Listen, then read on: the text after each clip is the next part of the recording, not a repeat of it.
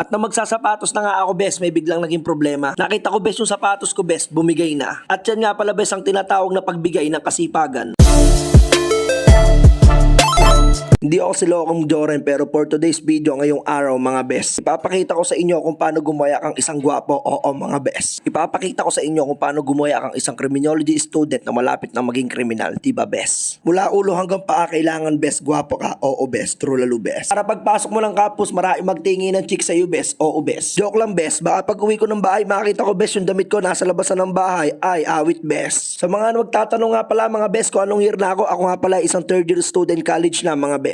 At isa ako sa mga kabataan na tamad pero may pangarap mga bes. Pangarap na makapagtapos at makapasa ng board exam mga bes. At higit sa lahat mag-iisang huwarang pulis at makapagsilbi sa bayan mga bes. At syempre bago natin makamit yun, kailangan natin ng sipag at tiyaga mga bes, di ba bes? Kaya eto ako ngayon bes, nagsisipag at nagtsatsaga, nagsisipag na humingi ng baon mga bes. Naalala ko mga bes, nung elementary pa lang ako mga bes. Pangarap ko na talaga maging isang criminology student mga bes. Tapos nung tumutong ako ng college mga bes, hindi na ako nagdalawang isip na kunin ang kurso na to. At hanggang sa umabot na nga ako dito mga bes. At ayun nga mga bes, akala ko madali lang at puro baril-baril lang. Oo mga bes, madali lang makasira ng ulo, true lalo bes. Pero sabi nga nila walang madali sa pag-abot ng pangarap mga bes. Kaya sa mga nangangarap na gustong maging isang criminology student, ngayon pa lang itigil nyo na. Nay, joke lang mga bes. Basta kung may pangarap kayo, ituloy nyo lang. Ituloy nyo lang hanggang sa maabot nyo. At lagi nyo tatandaan mga bes, kapag may tiyaga, laging may nilaga. At tama na sa pagiging madrama mga bes. At ayan mga bes, kitang-kita nyo, nakagayak ng isang gwapong criminology student mga bes. Opak mga bes, may pahawi-hawi, may papost-post pa sa lamin. O, san pa kayo mga bes? At hindi pa titigil bes, may pasumpa siya. At na magsasapatos na nga ako bes, may biglang naging problema. Nakita ko bes yung sapatos ko bes, bumigay na. At yan nga pala bes ang tinatawag na pagbigay ng kasipagan. Kaya dali-dali agad akong pumunta sa aming kapitbahay. Nasabi nga niya kasi sa akin bes na may binili daw siyang pandikit sa Shopee. Na kayang idikit pati yung bunga nga ng chismosan yung kapitbahay, di ba bes? Agad-agad ko na nga bes dinikit at ako'y malilate na bes. At habang nagdidikit ako ng sapatos mga bes, tinanong ko sa may-ari ng pandikit kung didikit ba talaga to bes. Kasi nga parang nalulusaw lang yung ilalim ng sapatos mga bes. At sabi niya sa akin mga bes, kahit daw yung hiwalay na relasyon kayang pagdikitin nito mga bes, basta daw idiin ko lang, o di ba bes? Kaya agad-agad ko naman siyang diniinan mga bes. Kaya sa mga relasyon na pasira na mga bes, o ano pa iniintay nyo mga bes, check out na mga bes. At nung lumipas ang ilang segundo mga bes, napatunayan ko na sobrang dikit pala talaga nito mga bes. Hindi ito promotion mga bes. Sadyang nabilib lang talaga ako bes, sobrang dikit niya. Pero kung ano man pangalan ng pandikit na to, pandikit, baka naman. At maya-maya lang bes ay naisuot ko na siya, o diba bes? Makikita nyo dyan bes na talagang laspag na siya. Parang yung kay Ino Manu bes, laspag na pero inuwi mo pa, o ha, shala. At ayun nga bes, salamat sa 3 minutes ng buhay nyo na sinayang ko.